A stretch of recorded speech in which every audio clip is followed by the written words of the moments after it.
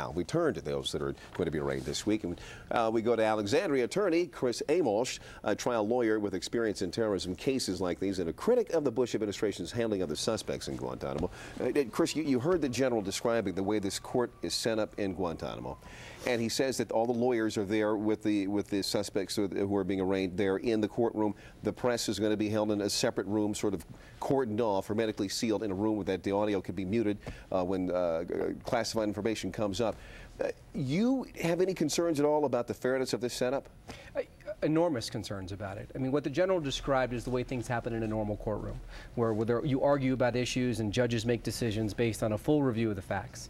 And the way the government has it set up right now is that the lawyers for the detainees have almost no information in order to litigate the issues before the judge, namely... How is that? What do you mean they have no information? Well, the government has set up in the Military Commissions Act very strict limitations on what information the detainees' lawyers will get access to.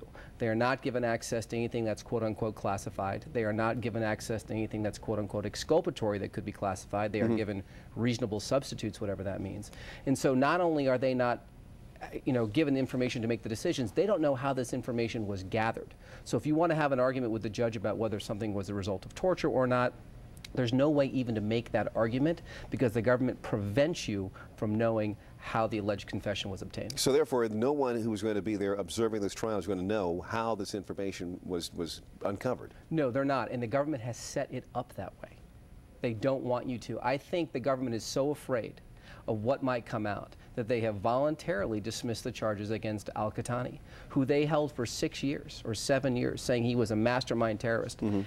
They got information from him as a result of him being tortured. And instead of proceeding with the trial, putting him on trial, which they said they would do, they have dismissed the charges against him entirely, I think, so the world won't hear exactly what happened to him. Let me play devil's advocate here with you. Most Americans would think that anybody who is killing other Americans, whether it's here in New York or in the Pentagon, or if it's on the battlefield in Afghanistan or in Iraq, is someone who is the scum of the earth and doesn't deserve to be treated gently. So why is there a problem with if these people were captured in a theater of battle?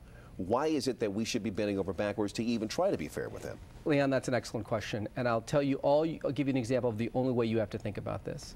Imagine if your son was caught in Iraq or caught in Afghanistan and was being put on trial under the charade that these people are being put on trial under. Imagine them being held in a secret prison, completely incommunicado from the rest of the world, being put on trial with evidence they can't see or refute, facing the death penalty in a foreign country. We would go to war. We would be at war right now, I think, if this were happening to Americans. So setting aside the moral problems there might be with how we treat detainees, imagine how we want the rest of the world to treat us. Chris, real quickly, I have to ask you the question I asked the general.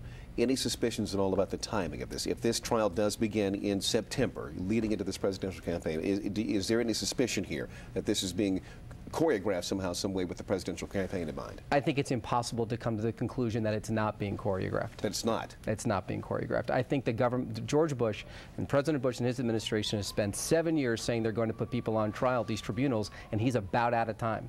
So he is going to force this on them whether they're ready or not. Well, we are out of time. Chris Amolsch, good to meet you. Thank you very much. We'll talk to you some down the road.